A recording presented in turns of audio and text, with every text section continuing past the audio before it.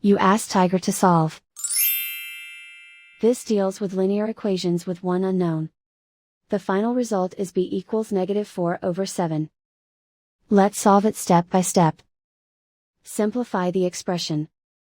Simplify the arithmetic.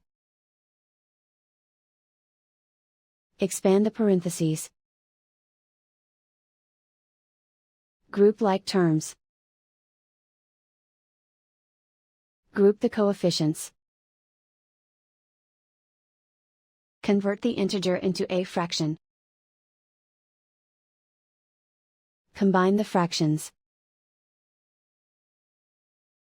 Combine the numerators. Group all constants on the right side of the equation. Subtract 1 from both sides.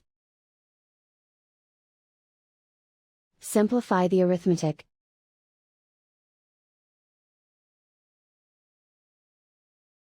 Isolate the b. Multiply both sides by inverse fraction 4/7.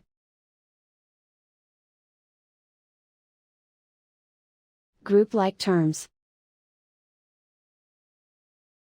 Multiply the coefficients. Simplify the fraction. Remove the ones. And so the final result is b equals -4/7.